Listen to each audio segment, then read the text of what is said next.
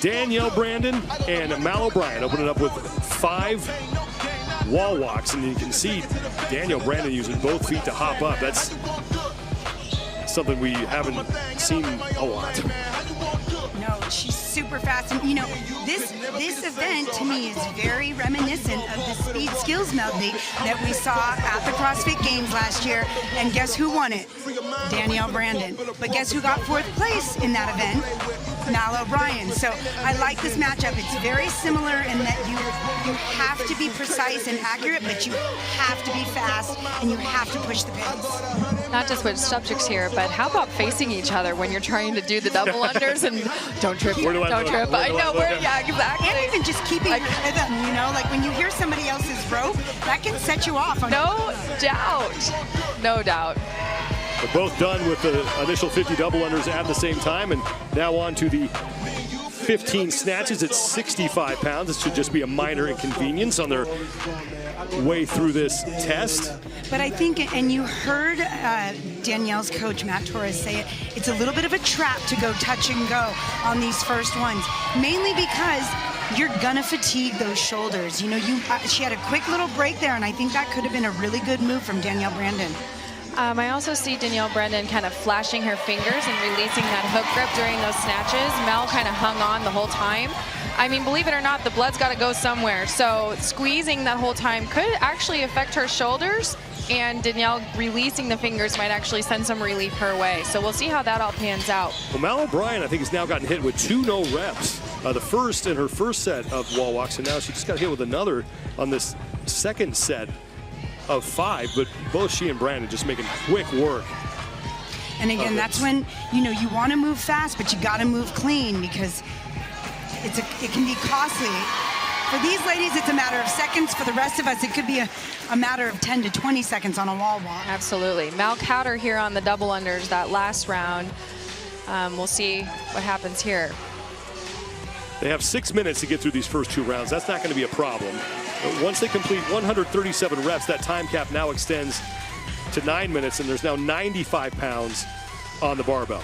And what will be interesting, we saw both of your coaches move to singles on this barbell. What will these ladies do? Are they going to stick with that touch and go? 2 different approaches here.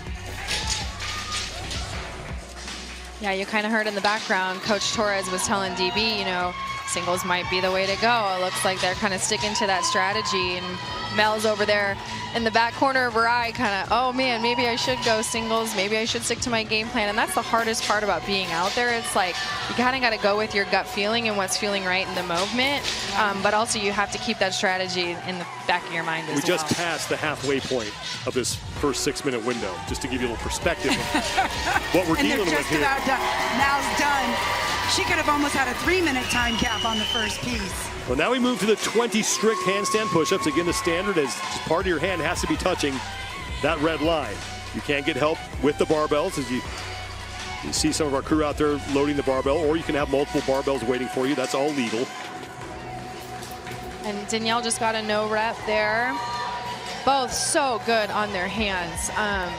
Curious to see where they take this and how they break things up once they start to feel that fatigue settle in there.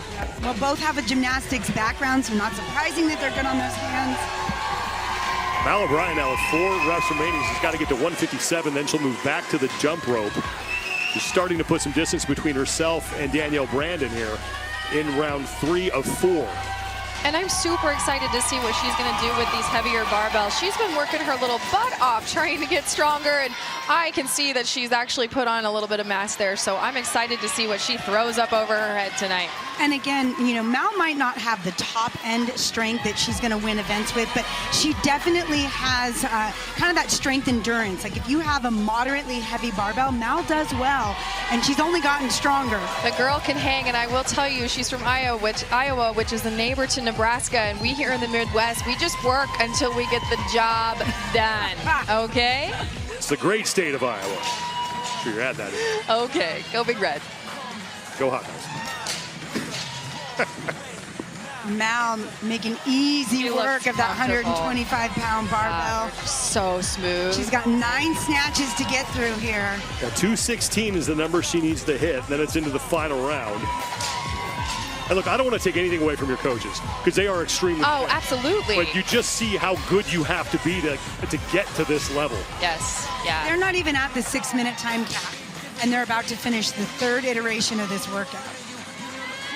The final weight for the women is 155. Only 6 snatches there.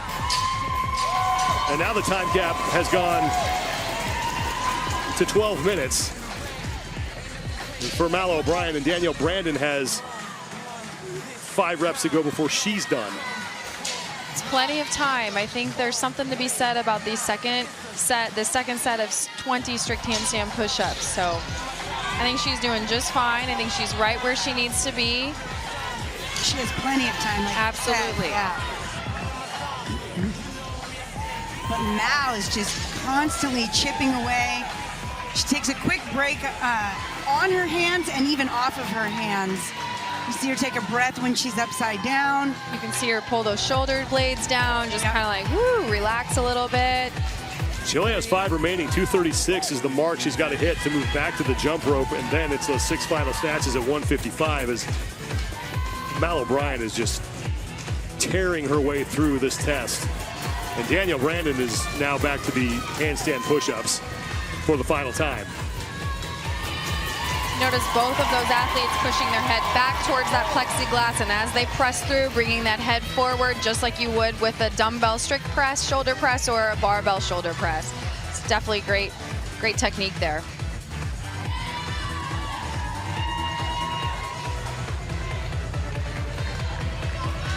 .286 is where Mal O'Brien is trying to get to on these double unders. Shouldn't be a problem. And then it's back to the barbell for 6 final snatches.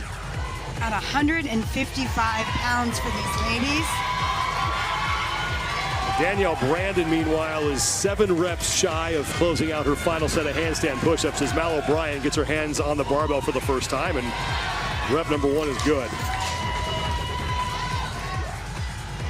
That is so impressive, Stacy. She'd step back, I know. step right back to the bar at 155 pounds. I think that bar weighs about 20 pounds more than she does. My jaw up off the table, folks. I'm just sitting here just so impressed with these ladies. We were talking earlier about being this good this young, and I can't fathom that. I mean, you were an incredible athlete, No. but at 19, Well, and what's impressive is not just how good she is, but her drive and her discipline to get even better. So it's a mixture of like talent and athleticism and determination. Mal O'Brien is done, and it was right around the 8-minute mark. We'll have to wait for her official time.